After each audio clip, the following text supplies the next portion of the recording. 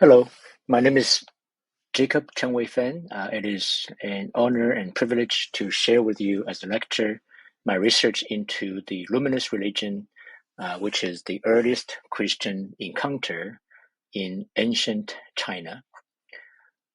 And I will present my lecture in four parts. Part one is a question, early church history in China before 800. There is also exclamation mark. And part two is a historical background in which I'll cover the early history in China and also the history of the Church of the East.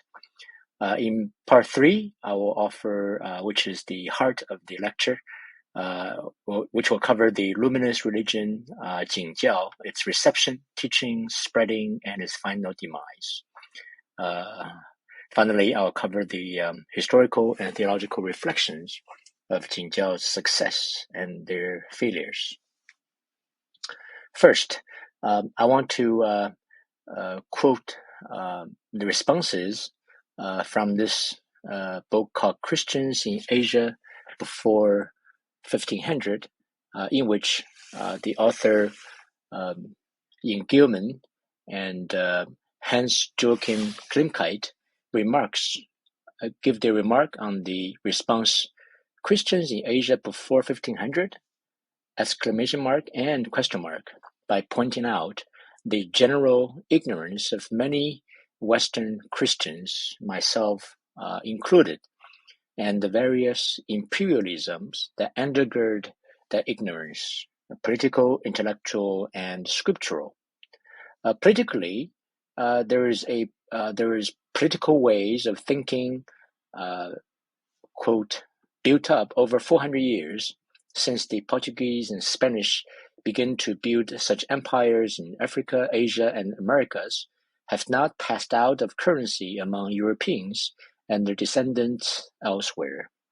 As a result, I'm continuing quoting, there remains ingrained within the consciousness and subconsciousness of such peoples a sense of superiority in things political, moral, and technological, and by extension to the area of Christianity.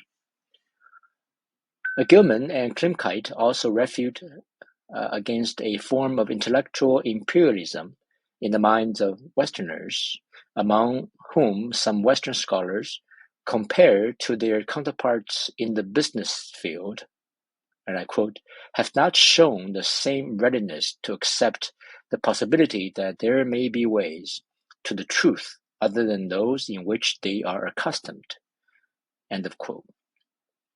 In his History of Christianity in Asia, Samuel Moffat reminds his readers of a few facts, namely that the churches originated from Asia, and that the earliest church history is Asian church history, and that the earliest hymnal book appeared in Asia. And here I have a quote to show the most likely earliest Christian hymn book, which is called the Odes of Solomon, that appeared in as early as the year 80 to 100. And this might be surprising to many, that the first Christian king was in Asia, not Constantine the Great, and that the earliest church building was in Dura Europos in Asia. And his aim is to correct the wrong concept that for Asians, Christianity was a foreign religion. And scripturally, Christians in general have absorbed such Western attitudes. As a result, they, quote, have tended to focus attention on the development of Latin Christianity in both its Catholic and Protestant expressions in their awareness of church history. This has been tragic enough in that it has resulted in their being largely ignorant of the great traditions represented by Eastern Orthodox and those age-old churches which developed outside the boundaries of ancient Roman Empire, end of quote. For Gilman and Klimkeit, Western Christianity, thought itself, and European syncretism with its culture and philosophies have ironically developed a, quote, fear of non-European syncretism, which has been for generations an unwarranted hindrance to to the development of valid expressions of Christianity in Asia and elsewhere, expressions which relate more closely to the cultures involved. End of quote. Even the first Christian historian, Eusebius of Caesarea, who lived from the year 265 to 339, in his ecclesiastical history, devoted scarcely a word to the Asian Christianity of Mesopotamia that had begun to develop rapidly in the 2nd century. So hopefully this is a lecture to help correct the neglect of the churches in Asia, including the Church of the East, and their missionary efforts in China. And I will give a very brief historical background of Chinese culture or Chinese civilization. China is one of the most important regions where ancient humans originated, and the Chinese civilization is thus one of the oldest in the world. From 3 million years ago to 12,000 years ago is called the Paleolithic Age. What is now China was already inhabited by Homo erectus. And during this period, you have here the Yuanmo man, Homo erectus yuanmoensis, who lived about 1,700,000 years ago, and followed by Lantian man, who lived 700,000 to 1,000,000 and 150 years ago, and to the more recent Peking man, Homo erectus pekinensis, who lived about 200,000 to 700,000 years ago. And the early civilizations initially took form during the Longshan era. It's about 2,000 years BC, which had a history of more than 4,000 years of uninterrupted developments. Around 200 years BC, Qi, he's a person who established the Xia dynasty in the central China, which was the first state in Chinese history based on slavery, with the supreme ruler as the king of the world, followed by Xia dynasty, which was the first Chinese dynasty that had the composite state system headed by the supreme lord reigning over all under heaven. And in this period, we have the textual evidences already, which corroborate the existence of Xia, which are found in the ancient classics, such as the Book of Documents and other classics. And the Shang dynasty was very exciting, and because it developed a highly matured oracle bone script and its amazingly brilliant bronze culture. And those are the characters in the oracle bone script, which you might guess. What's the first character on the left refer to? Well, yes, I'm sure you're very smart. It refers to a horse. And then number 2, it's a tiger. How about number 3? Yes, you're very brilliant. It's a pig or a hog. And number 4 is a pet. Yes, you're right. It's a dog. Number 5, it's a mouse. Number 6 should be easiest for you. Yes, it's elephant. Number 7, it refers to a pet. Again, a cat. How about number 8? Well, I'm sure you can guess it refers to a tortoise. And then the third one on the right, it actually refers to a furniture that we use every day. Yes, it's a bed where people can lie on. And the second one on the right, it's a little bit more interesting. On the right, you have an elephant, but on the upper left corner, there is something like a hand. So when people lead elephant with hand to work in the field, this means labor. That means at that time, people already employ elephants for the field work. So this is a Chinese word for wei, meaning doing work. And the one on the right is also interesting. on the right, you see already a bed. But on the left, well, you can see a shape of a human person lying on the bed and with 4 dots, maybe shivering. So this means a sick person. So this character refers to sickness or ji. So now that's something interesting, hopefully. And following is the Western Zhou dynasty, was renowned for its affluent and patriarchal systems. And followed by Eastern Zhou dynasty, consists of the eras of spring and autumn and the warring states. And in this era, you have the two famous philosophers of Chinese history, Confucius, who was a philosopher and politician, and traditionally considered the paragon of Chinese sages. His teachings and philosophy underpin East Asian culture and society, remaining influential across China and East Asia to this day. Followed by Lao Tzu, who is the founding patriarch of Taoism. And we also have other sages as well.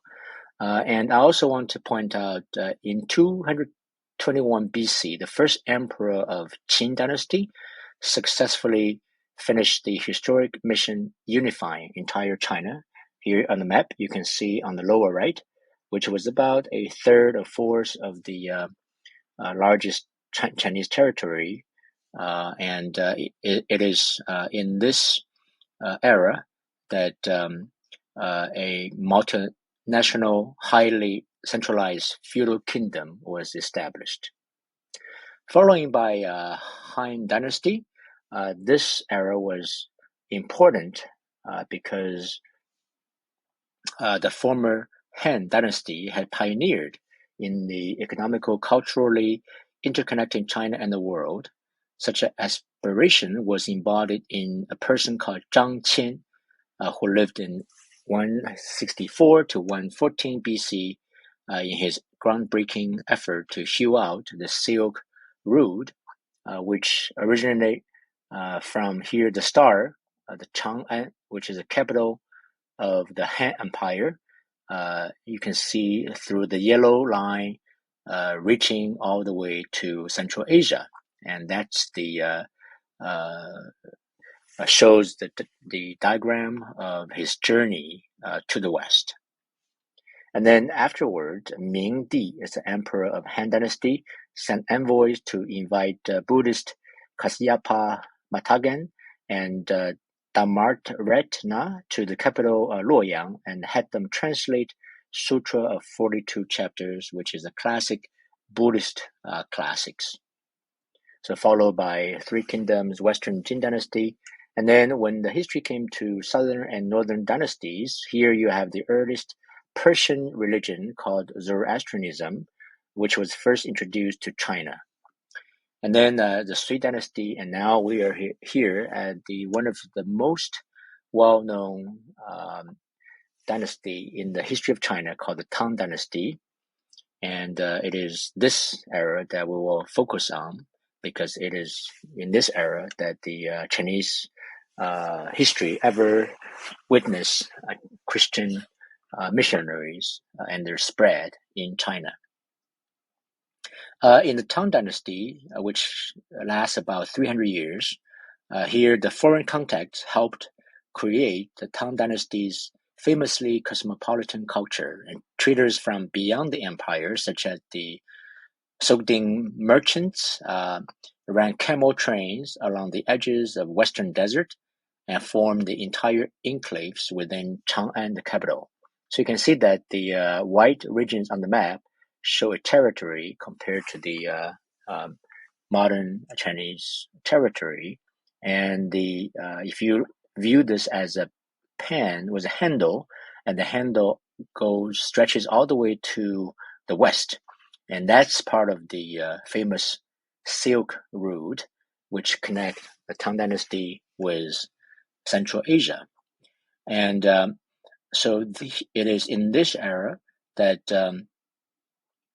their taverns were famed for their raucous dancing and exotic foods, while their religious beliefs were administered to by the Nestorian Christian priests.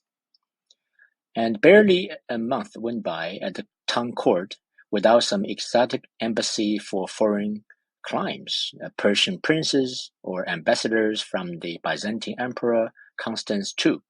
At the height of Silk Road, the most traded commodity from west to east was coral from the shores of the Red Sea. Its reds and blues deemed of great value in Buddhist statues and mandalas. And glass beads also traveled west from the Mediterranean, along with several diplomatic missions, vainly hoping to secure China's cooperation in containing the growing power of Islam.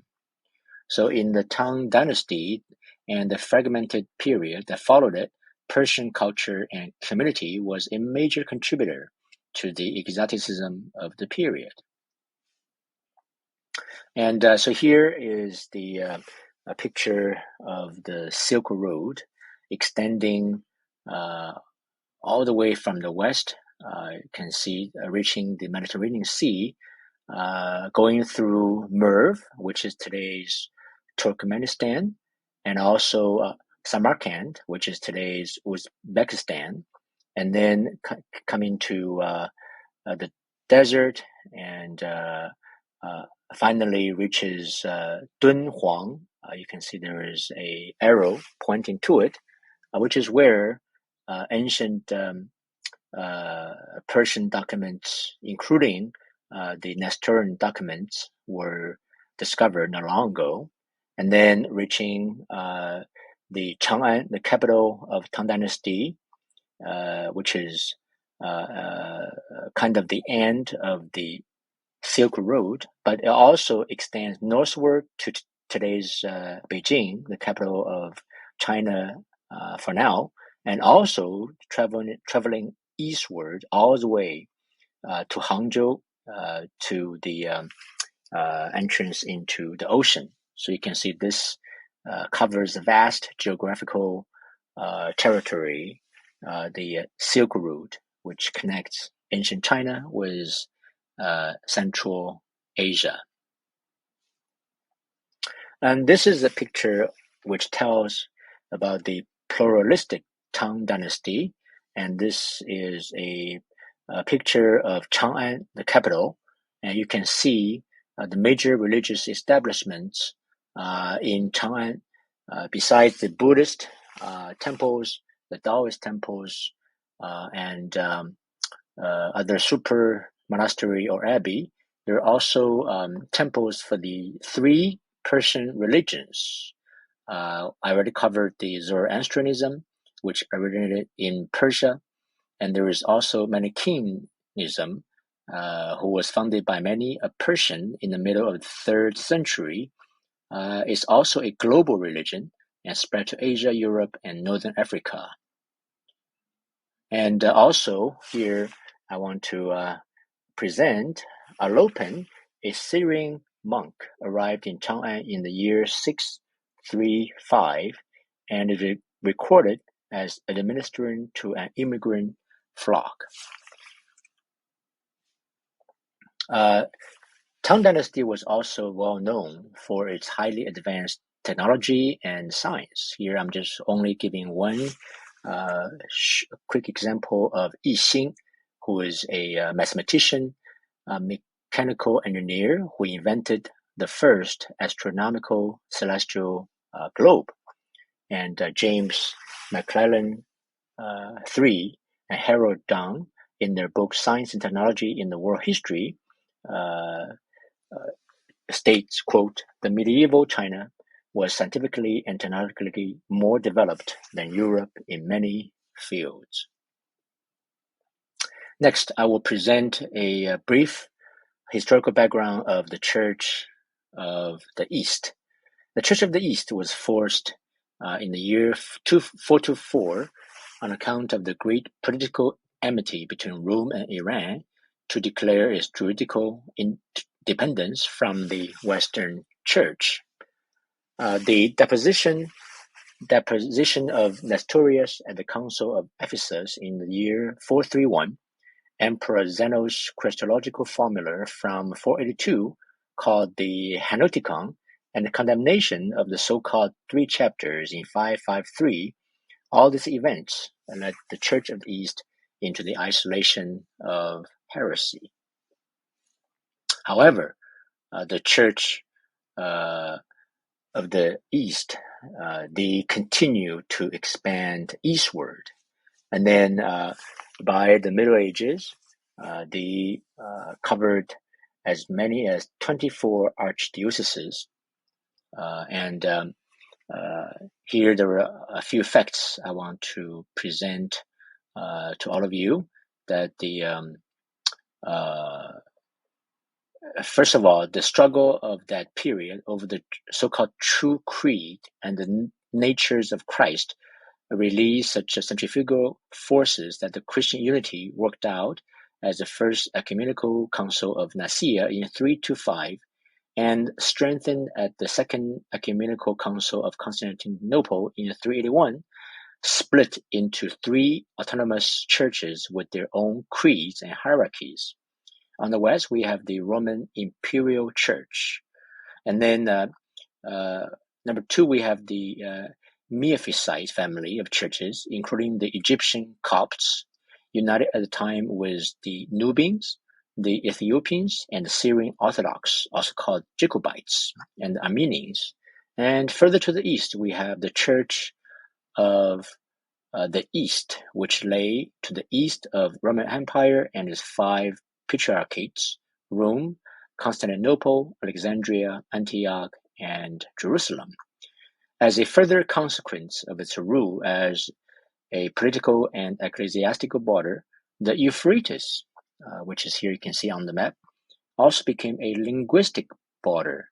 Following the ecclesiastical split between West and East Syrians in the 5th century, the West Syriac and East Syriac dialects emerged from Syriac, as later the Sirto script in the West and the Nestorian script in the East evolved from the originally shared Estrangula script. And so there developed along the Euphrates a fourfold border: political border, dogmatic border, ecclesiastical border, and linguistic border. And since the Church of the East was denied access to the West, it can consequently orient itself towards the East. While Bishop David of Basra initiated contact with the Indian Thomas Christians of Kerala around the year 295 or 300, Nestorian monastic missionaries advanced into the Arabian Peninsula as well as towards the peoples of Central Asian steppes.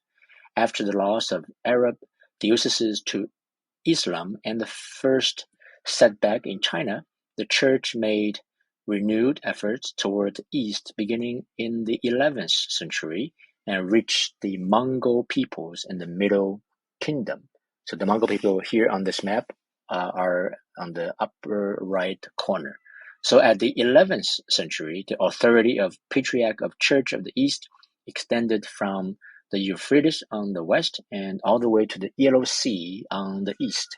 You can see here the patriarchal sees and metropolitan sees and bishoprics.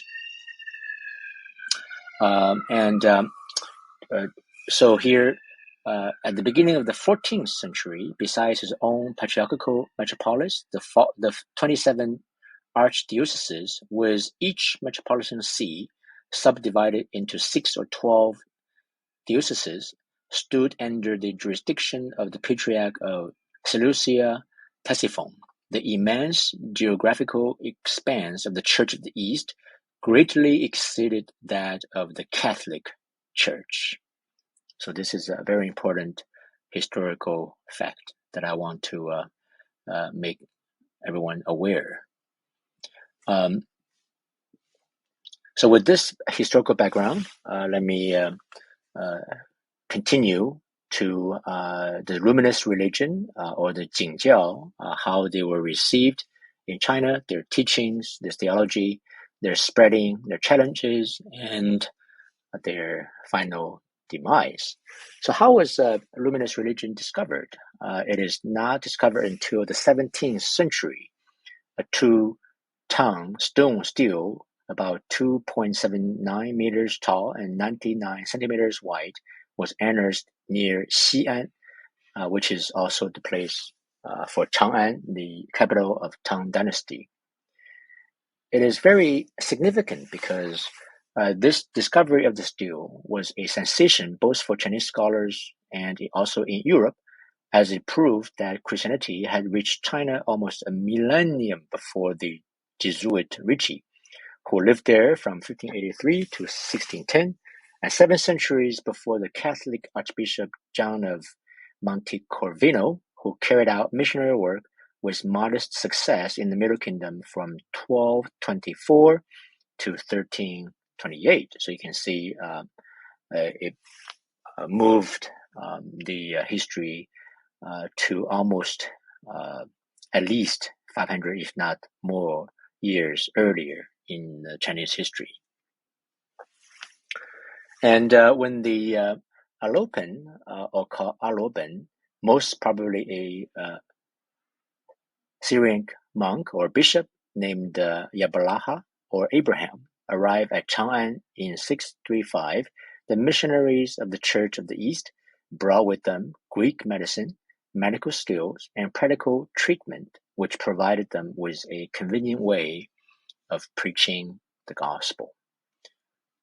And so before I share with you their remaining documents that have been unearthed, I want to briefly share that when the Church of the East sent their missionaries to China, actually they face quite serious challenges.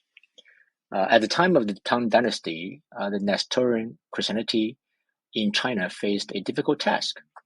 Unlike the Western Church, which expanded by supplanting theologically weak religions such as the Greco-Roman religion, by spreading among illiterate peoples, as in Germany and the British Isles, or by receiving help from civil authorities, the Church of the East missionaries encountered a highly developed culture and 3 very vibrant religions, or the worldviews, which are Buddhism, Taoism, and Confucianism, which were firmly anchored in the state and among the people. While Confucianism provided the state ideology and marked the machinery of society, Taoism permeated the self-conception of the people and enjoyed the support of the first Tang emperors. Buddhism, for its part, had reached Chang'an about half a millennium before Alopen, and adopting elements of Taoism spread rapidly throughout the Middle Kingdom. So how did Christianity, which originated in entirely different cultural circumstances, proceed theologically? Did it proclaim its message without mediation or compromise? Did it seek to express its content to the desired audience in language they would understand? Or did it, like Manichaeism, adapt itself chameleon-like to its new environment? The answers may be sought in the few surviving Nestorian documents in the Chinese language. So here I will present to you the 7 documents that we have so far, from which we can recreate their theologies, no matter how incomplete it is. The first and most well-known document is called the Stele of the Diffusion of the Luminous Teaching of Daqin in China, and the author is Jingjiao or Adam, another Church of the East missionary who is well versed in Chinese. And then on this stele, you can see on the top there is a Nestorian cross placed on a lotus blossom between the clouds and 2 tree branches, which is engraved between the sun and the 3 upper symbols. Of course, here the cross is for sure a clear symbol of Nestorian Christianity. However, it is visually connected with Taoism, which was represented by the clouds and the pearl representing yin and yang, the two important elements of qi in the Chinese metaphysics. And also is connected with Buddhism, which is represented by the lotus blossom. Of course, the cross here claims the elevated and central position. So this is a very important picture exposing their concept of integration with the Chinese culture represented by their dominant religions. However, it also manifests its absolute Christian identity. And Christoph Baumer, in the book The Church of the East, argues that this is a fulfillment of Chinese religiosity in the cross of the resurrection. On this deal, there is a historical section which tells how they were warmly welcomed by the Emperor of Tang in the year 635, and the Emperor sent his most important officials, Count Fang Xuanling, to greet them at the edge of the city to receive the guest and lead them to the palace. And then afterwards, the emperor had these secret books, which we believe include the Bible and also other commentaries. However, not many are left as of now. And the emperor had them translated in the imperial library and examined them, and he recognized that the teaching was right and true, and he permitted its dissemination. Following the historical section is the theological section, in which there is the beginning of the text with the calling of the Trinity as a three in one. It proceeds with the story of creation and the saving work of Christ, and ends with a description of the Christian life. Like Alopen, Jingjing recognizes no original sin. He underlines the fundamental goodness of human nature, but he shifts it closer to the Buddhist and Taoist idea of an original absence of desire. A second document that we have today is called the Book of Jesus the Messiah, or the Book of the Lord Messiah. And this is the oldest Nestorian document in Chinese, which contains 2,800 words and may have been written by Alopen after his arrival in Chang'an for the emperor or for the examining office of rites. The document first declares God's omnipresence and his role as a source of all life, and then explains God's commandments and proceeds to the gospel. And this recounts in summarized but complete form of the life of Jesus from incarnation to crucifixion. Unfortunately, the book breaks off in the middle of the text, and the description of the resurrection is missing. Right from the start, one is struck by the optimistic view that every person has in principle the possibility to have knowledge of the heavenly Lord by doing good and not following the evil way to hell. And this belief anticipates the view of God of the mystic Zhang of Daoyatha, who lived a century later in Syria. The author then interprets sin as a result of misbehavior of previous generations. He refers to the quote, garden of fruits and animals, but not to Adam and Eve, and thus leaves room for a Buddhist interpretation, which attributes the evil that befalls us to the karma of past generations. He then castigates the custom widespread at the time of the Tang dynasty of bearing wooden and clay figures of camels, cows, and horses alongside the dead. And that Alopen wanted to gain the favor of the emperor and the Confucians is revealed in his emphasis on the classic Chinese values of honoring emperor, parents, and ancestors. Quote, these are the three most important commandments. First, serve the heavenly Lord. Secondly, serve the emperor. And thirdly, serve one's parents.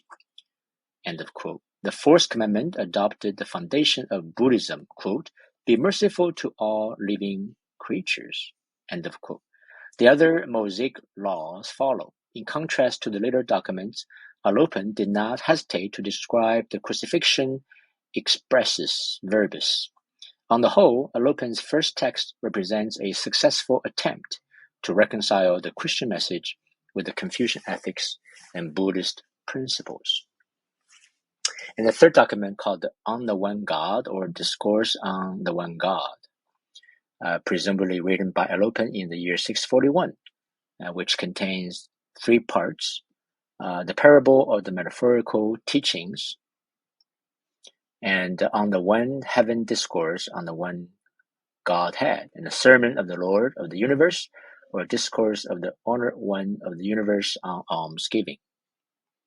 So in this book, and I here Alopen emphasized that human being must live virtuously and commendably in this earthly world. Quote, what the next world requires should be sown first in this world. All merits and virtues should be accomplished in this world, not in the world to come. Almsgiving, as well as other virtues, should be made in this world.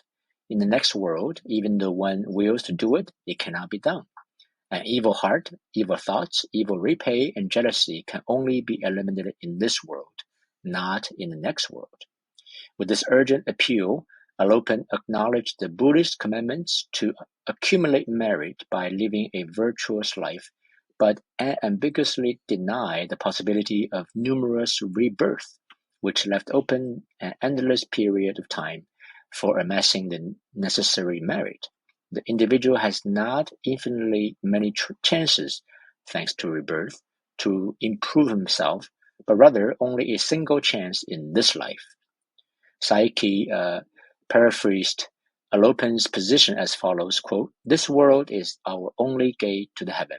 We must enter into paradise whilst we are in this world, end of quote.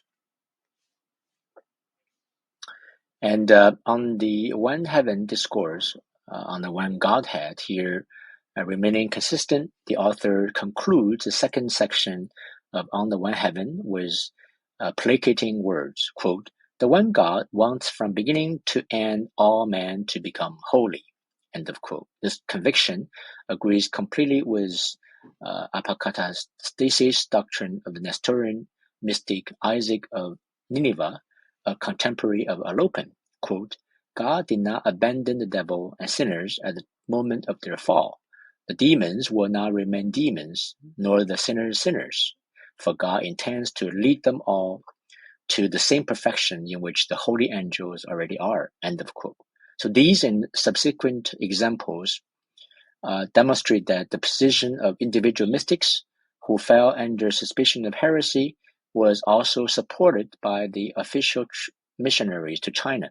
For their part, the Chinese texts represent outstanding examples of an inculturation that managed to avoid syncretism.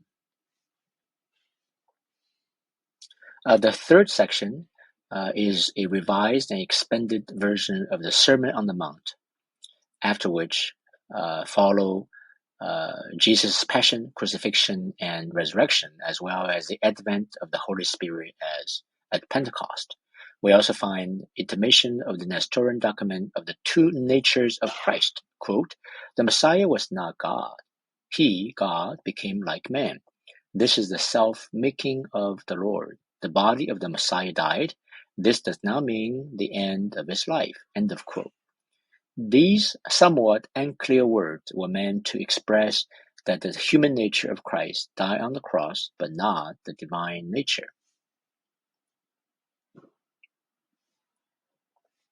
And the fourth document is called the Book of the Praise, or Hymn in Praise of the Salvation achieved through the three majesties of the Luminous teaching.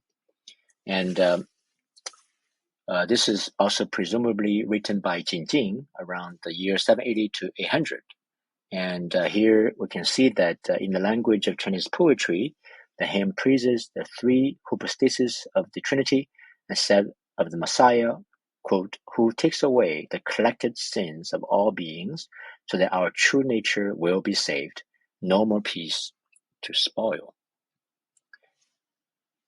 The conviction that Christ returned to human nature, its original pure condition, not only provided a bridge to Taoism and Buddhism, but also runs as a leitmotif through East Syrian theology and enrich its culmination in the Nestorian mysticism of the 8th to 10th centuries. Number 5 is called the Book of Venerable Man and Secret Books, or the Book of the Honored. And in this document, we can see that it's written on the jute paper. We can see an attempt which is made to bring Buddhist and Taoist values and morals into agreement with Christian ideas and commandments. The form is taken from the question and answer dialogues between the historical Buddha Shakyamuni and his favorite student Ananda. Here Jesus instructs Simon Peter. In reality, this document represents the opposite of the four orthodox texts of Alopan and Jingjiao. Those offer Christian content in Taoism and Buddhism language, while this text presents Taoist and Buddhist content with a Christian framework. So this shows it's very interesting. And also there is a book of Mysterious Peace and Mysterious Joy. It was written as an attempt to bring the Buddhist and Taoist virtues and morals in agreement with Christian ideas and commandments. Number 7, the book of the origin of the enlightening religion of Daqin was also written before the year 1036. And so here you can see that their theological influence of their theology, which is quite interesting. The question arises whether Nestorianism influence is environment at the time. In the case of Confucianism, to which Christianity was entirely foreign, certainly not. But as far as Taoism and Buddhism are concerned, however, there are a few surprising parallels, but hardly influence. For instance, Taoism in the Tang period was familiar with a kind of divine trinity of the three purities. It consisted of the heavenly first worthy, also called the Good Father, the highest Lord Tao, the highest Lord Lao Tzu. In this context, Lao Tzu, the founder of the Taoism, is embodied Tao who took a body out of compassion for suffering humanity in order to help them. This idea, which can be found before the year 635, developed not out of Christianity, but out of Mahayana Buddhism. The same observation may be made of the Taoist tradition called Benny Jing, according to which the heavenly first worthy was embodied as Taoist ascetic and out of compassion for humanity suffered countless torments and death in limbo. And this text existed before 635. Its model was popular Jataka stories, which tell of the previous lives of Buddha Shakyamuni. Influence on Taoism by Christianity appears to be excluded. As for Buddhism, there are also a few similarities between the Christian document of salvation and that of the Buddhist Pure Land school, which places faith in the mercy of Amitabha at the center of its doctrine. In this case, however, Christian influence is improbable, since the first monastery of this school, which originated in India, was founded in China in 402, way before the Church of the East sent their missionaries to China. So as a summary, Christianity was presumably too weak to leave any mark on the great religions of China. So we can see that East Syrian Christianity experienced a rapidly upswing in the Middle Kingdom as the still of the Xi'an stele goes on to report the great emperor Gaozong respectfully followed his ancestors. He granted the true doctrine further adornment and had a monastery of Druidian religion constructed in each of the 358 prefectures.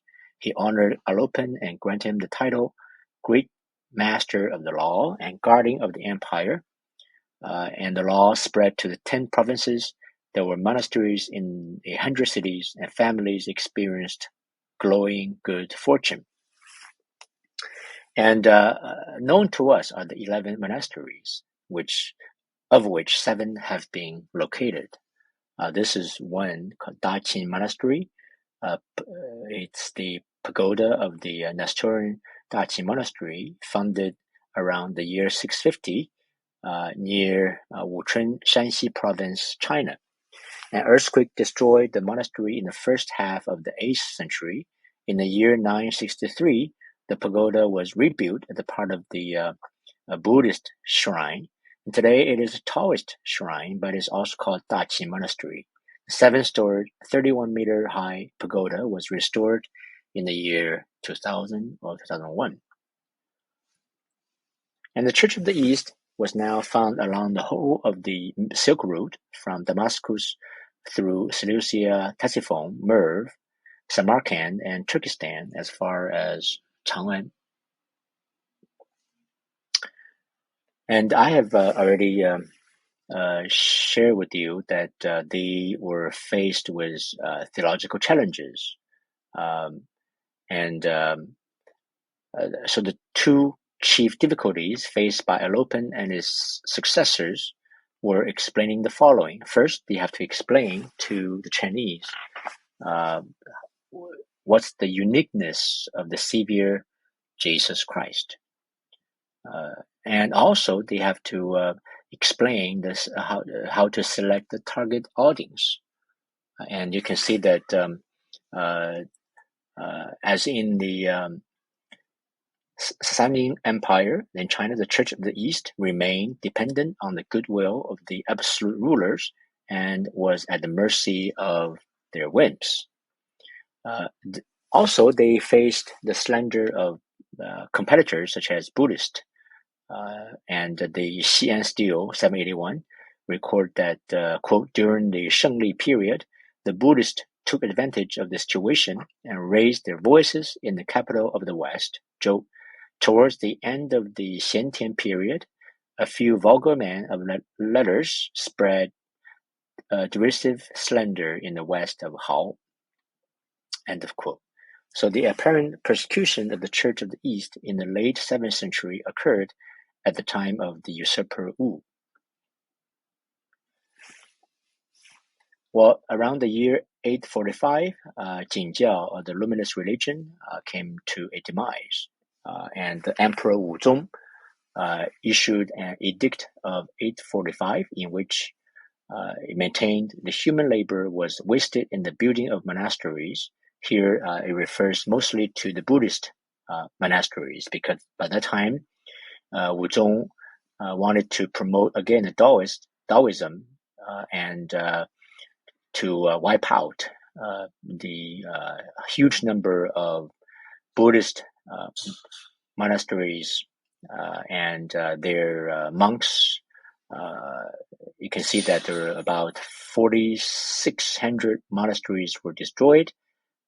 265,000 monks and nuns were returned to the lay state and made subject to taxation.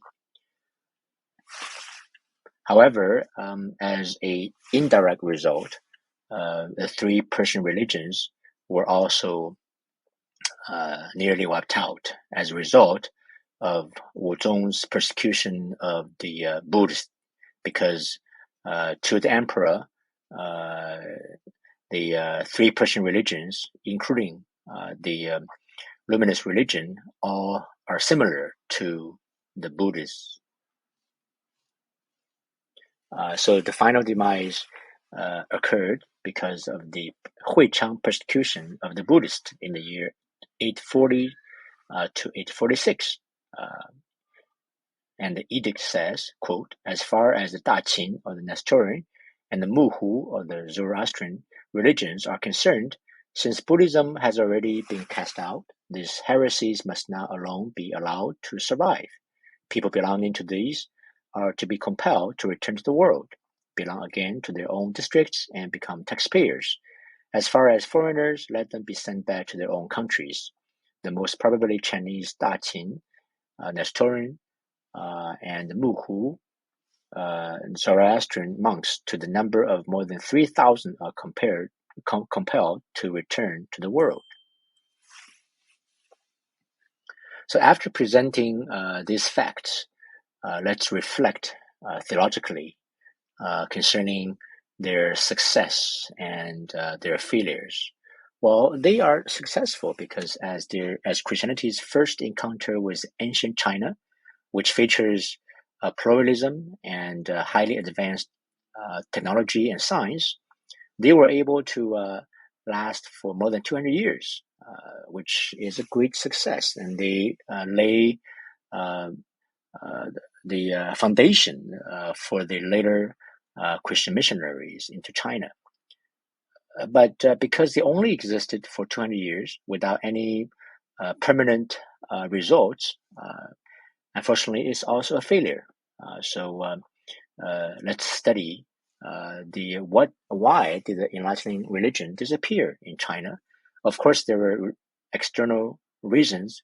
We have already point out that they depended too much on the favor of the rulers, and they were too far from Mesopotamian center, and this fact also played a role.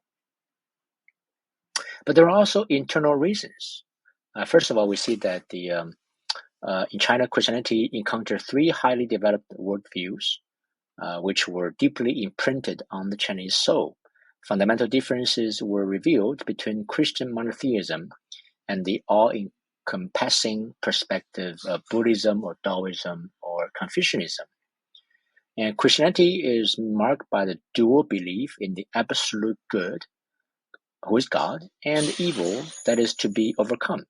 The good is locked in a struggle with the evil and will triumph at the end of time. With the apocalypse times comes to a standstill, human beings will be sent forever either to paradise or to hell. However, the ideas of radical distinction between good and evil and of linear finite time are alien to the East Asian mind. In its holistic view of the world, the terms good and evil are not absolute but relative. Buddhist and Taoist folk religion recognizes countless deities which are well or ill disposed towards humanity, but not fundamentally good or evil.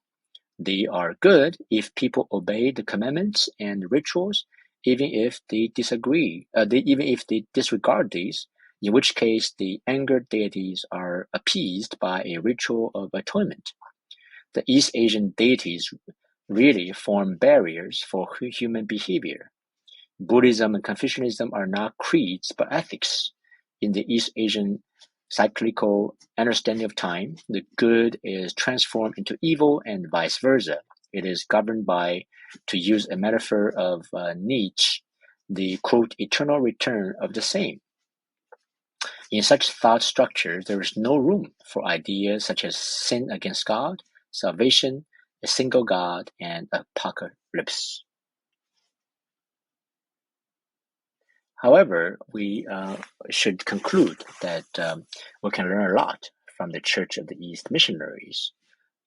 First, having no precursors to follow, the Church of the East missionaries certainly achieved a high degree of success in that they boldly and creatively engage with the techno-scientific China.